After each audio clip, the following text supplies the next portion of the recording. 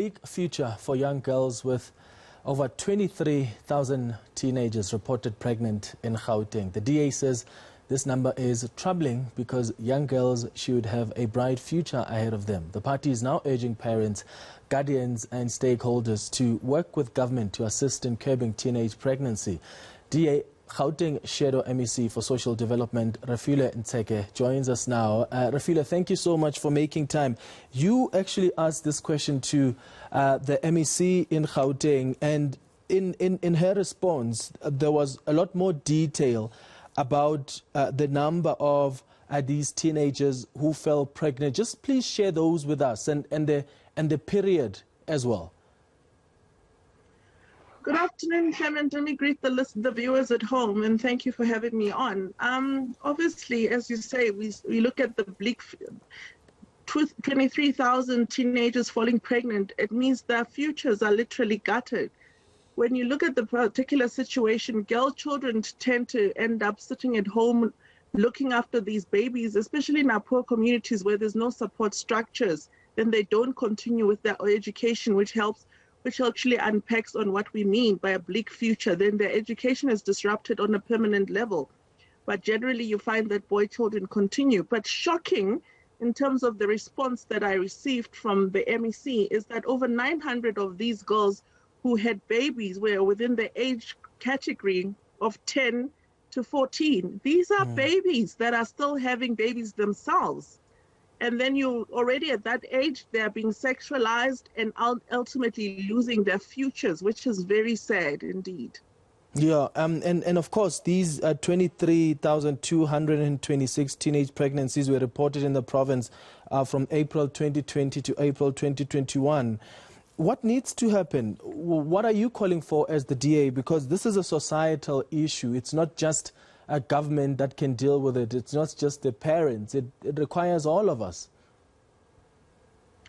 I think, Clement, the crucial thing of actually even highlighting this issue, for me, it started with what happened to our teenage girls in the middle of the lockdown. If you see the time period where I actually asked, it was from April 2020 to March 2021, which was really the crux of the lockdown here in Gauteng. And you see that this is 23,000 girls in a period of 1 year.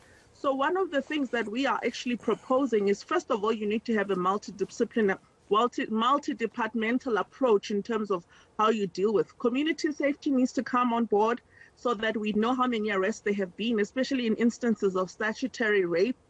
You need to have social development, using social workers to get messages out there in our communities who don't have access, sometimes even to media, to educate parents, communities, to come on board and understand the impact of teenage pregnancies. We need healthcare to come on board to say, in the clinics, it should not be a shame if girls want to go and get contraceptives or condoms. They should have access to all these things without being made to feel ashamed of themselves when they go for these things.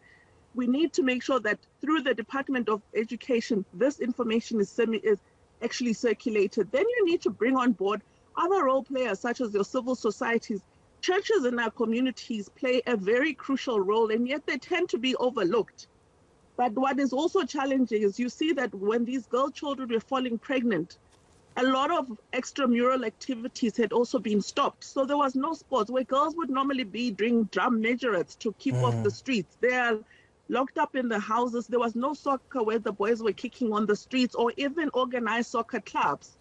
So we need to say, all these play a big role in terms of ensuring that our children are engaged in positive things that are constructive, instead of finding themselves defaulting to sex as an activity to keep themselves busy in our society. So, I mean, the issue, community and government together, working and I suppose together, the issue not in here, silos. I suppose the issue here, Refiloe, is also that, I mean, when you are talking about 934 babies who that were delivered by girls between the ages of 10 and 14. As you've indicated, these are children, and we just don't have even additional information on, who impregnated them, because in some instances, as you've said, some have been sexualized at a young age, and you don't know if there's an advantage that's been taken by those who are much older than them.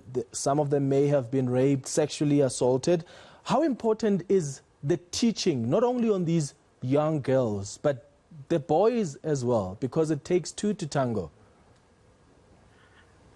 Clement, I think broader than boys, all males, because when you look at these young girls, sometimes you'll find little girls are being raped by stepfathers, bomalume, you know, it's not just boys.